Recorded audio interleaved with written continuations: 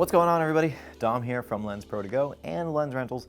Welcome back to the channel. So last week I told you that video and this week's video were going to be on pieces of gear from manufacturers that primarily made gimbals and drones. And last week we checked out the FreeFly Wave high-speed camera from FreeFly Systems, of course, a brand that's known for their high-end gimbals and even higher-end drones. So following that same theme, in this week's video we're going to be checking out the DJI Ronin 4D. DJI is known for bringing us tons of awesome gimbals and drones and a couple of dedicated cameras, more like action cameras and stuff, but the Ronin 4D is truly DJI's breakout into the professional video camera realm. And yes, it's pretty apparent that they went for kind of an all-in-one approach to this camera, in DJI's own words and then paraphrased by me. It's kind of just like an all-in-one cinematographer's solution, like everything under one roof. And we will be doing plenty of talking about how weird this thing is, but we've definitely got some ground to cover because this thing, there's a lot to take in here. This is a totally new, it's like sensory overload for me. There's just too much to think about here, and I've got a lot of opinions. No, like, just kidding. But I will be sharing my thoughts about the 4D, but this video will act as a pretty good, just like, general overview of what you're getting with this thing. Just some generally good things to know about the Ronin 4D. So I'm super excited to dive into the Ronin 4D with you all today, but first, let's hear a couple of words from this video's sponsor. Just kidding, we don't play those games over here, but what you could do with that 90 seconds or whatever that you just saved is go under this video, hit that subscribe button if you haven't already. We are so close to 100,000 subscribers, I can practically smell it. Sorry for yelling at you. Let's check out the Ronin 4D.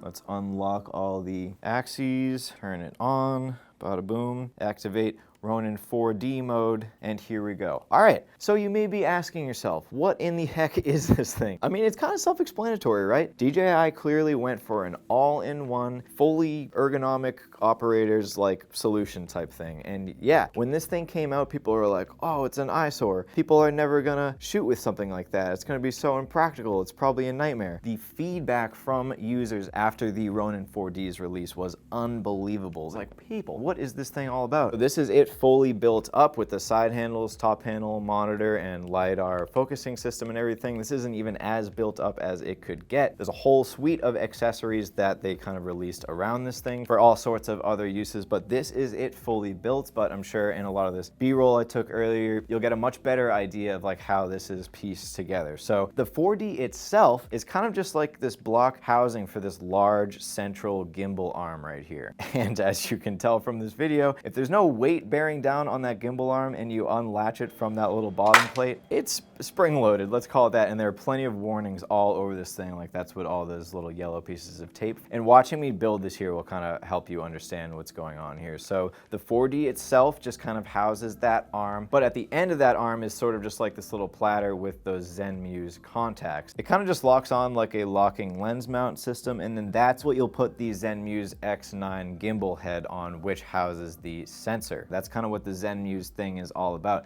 This is the Zenmuse X9 6K sensor, full frame 24.1 CMOS image sensor on that thing, and then of course that's where you're going to mount the lenses. Behind that sensor, a very sophisticated ND system. You have a really granular selection of ND filters, and I'm pretty sure those are all physical elements that are dropping in front of the lens, and there's like over 10 of them. And we'll talk about the lens options for this thing in a second, but whatever lens mount you're choosing is gonna come with its own little adapter ring with this little overarching hook thing on top. Just hook on your lens there and bada boom. And so what was that weird top bracket for anyways? Here's the answer, this LiDAR unit. You could say the DJI 4D is groundbreaking in its own way, but this little thing right here, this little LiDAR device, this is the technology that's truly groundbreaking. This is going to take us into the future. Without getting into a whole bunch of sciencey and light physics stuff that I don't really understand, this little device basically takes like a light reading of the room and helps feed that data into the camera using the lens. It is stinking mind-blowing, and actually I was only able to see the laser action going on in camera when I was taping that B-roll. And when you're looking at it with your eyes,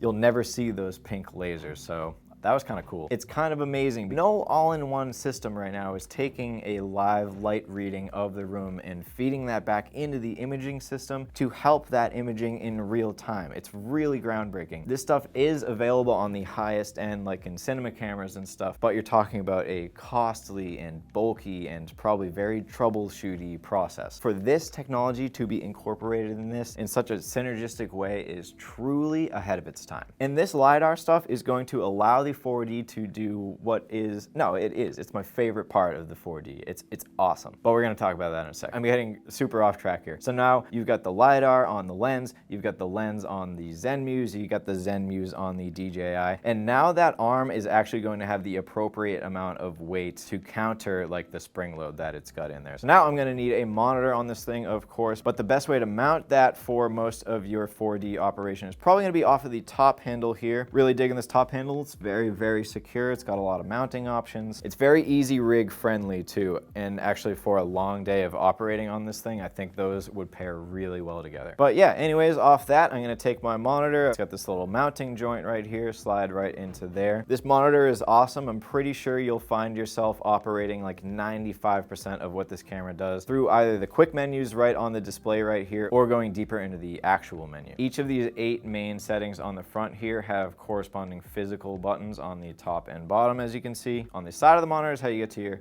main menu, and then also that's playback, a nice selecting dial right here to navigate the menu, and on the back there too you have 3 physical buttons. You can toggle focus peaking, the input LUT, and waveforms. And now that the monitor's on, we're almost totally built, and now it's just time to get these side handles on, and this is where the experience really comes full circle here. Like, you're not getting the Ronin 4D, come on, center, why? Okay. You're not really getting the 4D experience unless it doesn't want to center for you. No, you're not getting the 4D experience without these awesome side handles. It's just like, I am taking video. The right side handle has this nice large thumb wheel for focus pulling with the rubber grip. Excellent response on that. Side note, one of my most favorite parts of this thing, when you're navigating through the menu, this little focus wheel right here has like a programmed click when you're scrolling through the menus.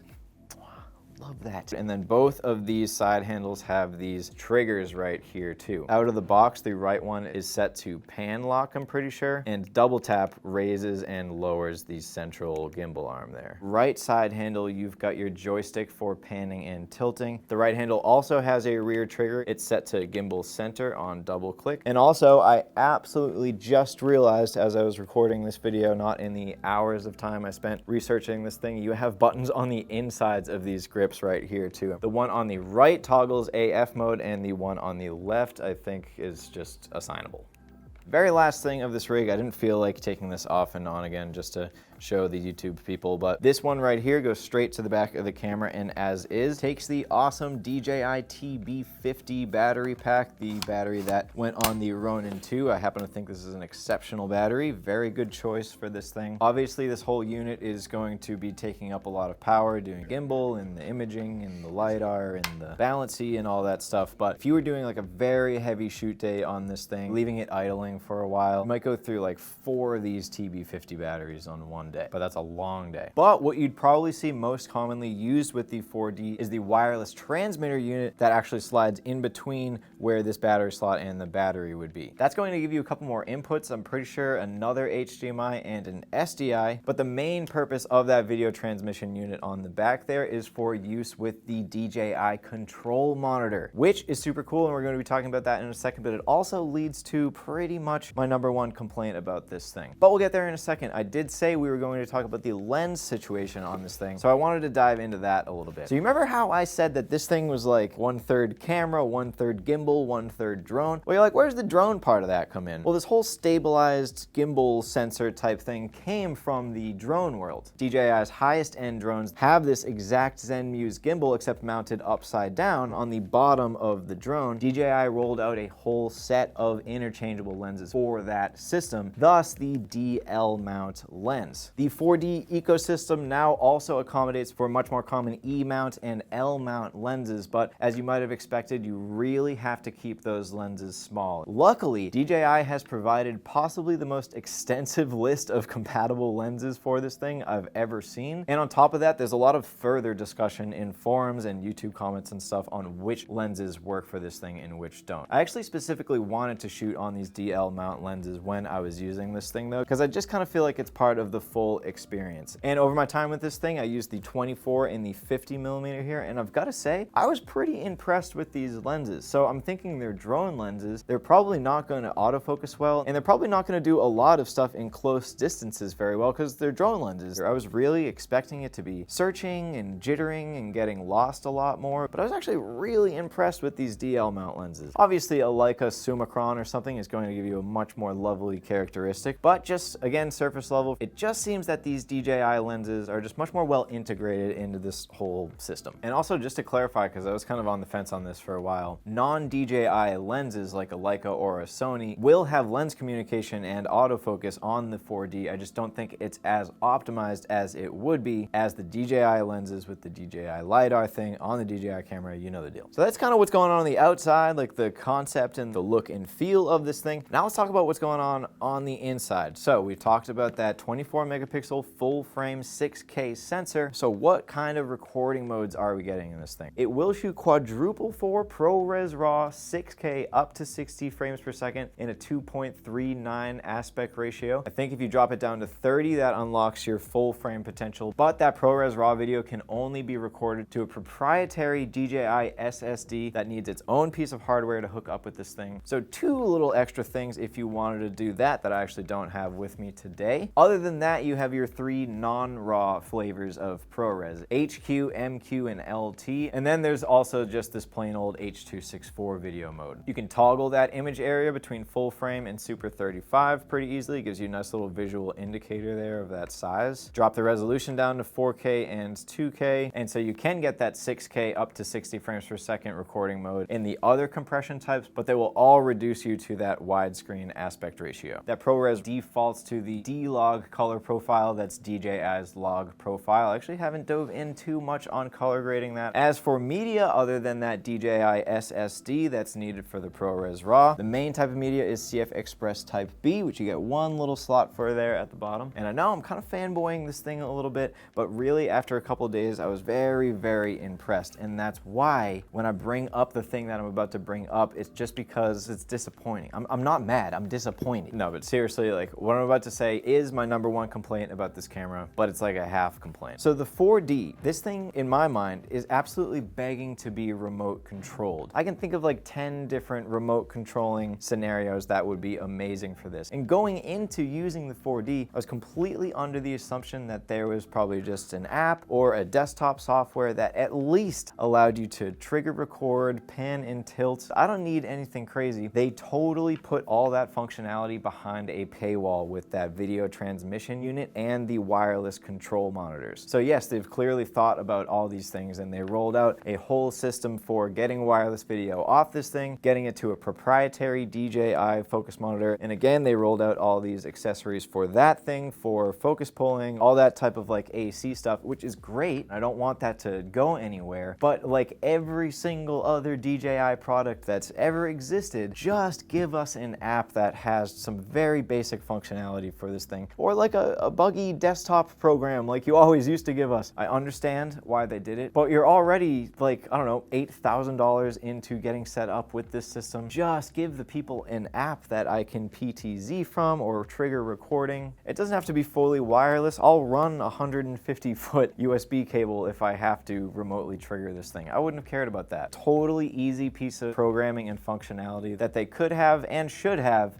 added with the 4D. Now, I took us down a valley there of negativity. Now it's time to lift us out of there with my absolute favorite part of the 4D. So remember this LiDAR unit? This is pretty much the real piece of functionality that it allows for. This is going to allow for the DJI's active tracking. And this is just putting technology to use in the best ways. So as I kind of briefed you on before, the LiDAR device is going to take sort of like a light reading image of the room and feed that spatial information back into the camera. Now, when you pair that with DJI's already very good facial recognition and subject tracking algorithm, you get this. Admittedly, I kind of spent my whole morning yesterday just trying to confuse this thing and mess around with all the parameters and really split hairs on like how well this thing works, and man, I was so impressed. It's got a lot of settings and stuff for responsiveness and speed. Pretty much everything you just saw was at its fastest and most responsive mode. What a game changer. Like, how many videos have we seen where it's just a camera on sticks recording a presentation or an instructor or something, and they're just kind of pacing around talking about it? Imagine just how much more engaging just that type of video would be if it could actively track like that. And that's just like a very simple example. Now imagine a scenario where this thing is auto stabilizing, auto focusing, auto white balancing, auto exposing, and automatically locking onto subjects and panning and tilting and tracking them. Somebody could like waltz into a room, and if all of those functions were on, just be like, oh yeah, like where are we getting lunch like after the shoot or something like that, and be recording a perfectly good cinematic, in focus, well composed video without even knowing the camera was on. It's like video on easy mode. It's kind of amazing. I don't want to sound sensational or anything, but DJI said there's this whole paradigm of getting a photo style but video capable camera body in a cage and on a gimbal with all these other accessories, and said, hey, what if we just listened to video shooters and gave them what they want? And the Ronin 4D, I truly believe, is the realization of that process. It's just ready to go. Long story short, I'm super excited with the very first iteration of this camera. I cannot wait to see what future versions of the 4D are going to bring. I suppose we'll just have to see. More 4D content coming down the pipe. I don't know if it's going to be next week's video or the video after that. Either way, I'm sure you'll be coming back. You're already subscribed, and if you're not, you can also hit that little bell button that's next to the subscribe button. That's going to keep you notified whenever we post new content, which is every week. All right, everybody, just like my mom always said, be careful who you start going steady with. And we'll see you in the next one.